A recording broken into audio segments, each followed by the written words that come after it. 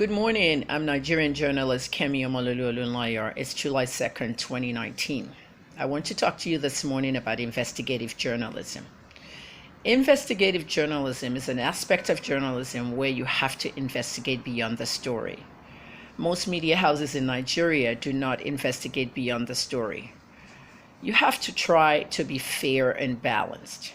There are all types of journalism. There's also opinion journalism, which I've done for years. Sometimes opinion journalism can mix in with investigative journalism. I have solved a lot of cases. I've investigated many in America, and I have 19 prizes on investigative and all kinds of journalism. Some of the prizes I got was for shocking stories that you will never hear in America.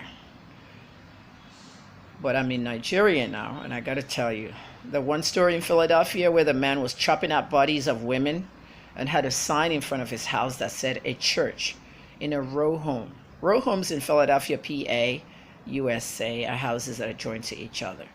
So women would go in there to go pray. Most of the women that went into that tiny little church were prostitutes. When they went in, they never came out. The guy was a white guy. He portrayed himself as a pastor. And while they're doing their nice little service in there, he attacks them, kills them, and stores their body in a freezer. Body parts all over the freezer, and nobody really knew where the smell was coming from. I was part of the journalism team that went deep down in that, and I was a young journalist then. At the end of the day, women's body parts, missing women in the freezer. When he was hungry, he'll just eat some of them and cook. This is cannibalism. One man doing that, and the front of his house said church. What if you went in there? Wouldn't you want me to investigate what happened to you when you went missing? This is the core of one of my stories. In Nigeria, I talked about the Linda Ikeji surrogate thing. I told you that Linda was never engaged. I told you that she used a surrogate. Many of you didn't want to believe it. I told you about baby Benaya. You guys raised a lot of money. You did a lot. And the baby died just about when the baby was going to Saudi Arabia. Even my own case with a pastor. I posted page 1 of page 8 of a news tip using non-affirmative words. You have to use non-affirmative words. That's how it is in the AP style book. I studied in America. AP is Associated Press. It's a style you have to use when you're reporting. The pastor allegedly is in trouble because the church member is saying that the pastor allegedly gave a car to Iyabo Ojo. Allegations that I want to investigate. Please contact me if you're a witness. That's all I posted, and I was arrested. Didn't do anything wrong. I had to prove to the pastor that I didn't write all this stuff. It was sent to me. And that's where Instagram came into the investigation, that it was actually sent to her. Instagram then gave us the phone number that sent it to her.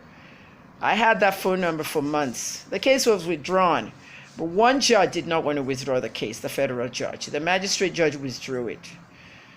According to Biyomi, the federal judge did not want to withdraw it. You know what we went through? Adelov got involved. The philanthropist, he said PTSD is real. He paid for 6 sessions of my treatment, $50,000 each, as $300,000. He said we have to find out what's going on, and this woman needs her passport back. The federal judge seized the passport and didn't want to close the case because of something you guys didn't know.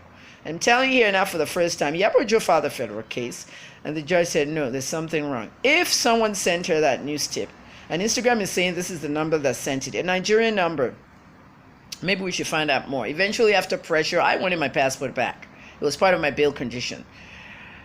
The judge withdrew the case. But later, I did not stop. I became my own investigative journalist, and I went behind to look for whose number it was. Gave it a turn to a police officer who confirmed the number from Instagram, and then Truecaller in Sweden. Iyabo Ojo, Pinky's group. So all this stuff that took me to prison came from Iyabo Ojo's phone. They pushed it on the PA, saying the PA was disgruntled, she was stealing. Iyabo fired her, filed police charges against her theft, and she's probably the one that did it to badmouth Iyabo. Sounds good, right? But I looked beyond that as an investigative journalist.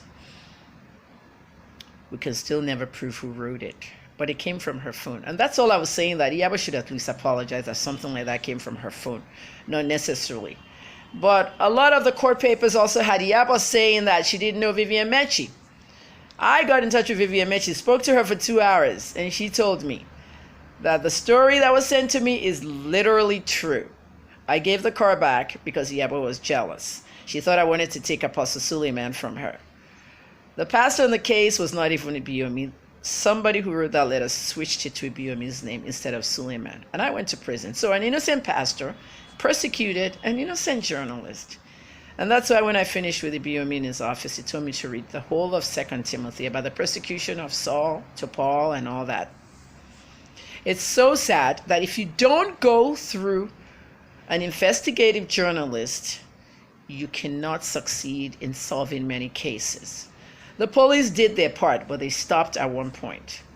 The police forced me to confess. The police said if I confess, they'll drop the case. I did not confess because I didn't write it. What if I did? See what happens? I probably would have committed suicide already. People commit suicide when they do stuff like that, and they're forced, and then 2 years later, they find out now the truth is out. This is why there's post-traumatic stress disorder. I'm in PTSD recovery. Around the beating of the bush of all the facts that I just told you, what I really wanted to tell you is about money. Investigative journalism costs money. Who is paying me for the Dakolo and Koza story? I'm not employed with any big media. Big media can investigate and get salaries. Many of them would hire me, but I've been getting calls every day. Kemi, we'll give you a camera crew. You want to investigate? You want to interview the pastor? Everybody has their nice big camera crews to give me now.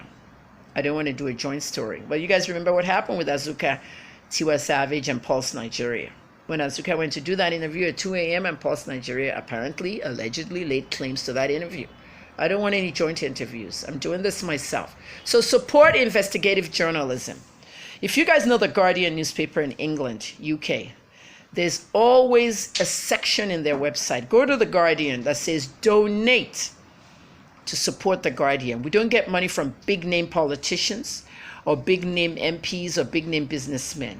Donate. They ask their readers to donate. And that's a big media house, the Guardian newspapers in England. So I want you to donate to Kemiolunloyotv. Okay? Please be careful. Don't donate to my medical fund.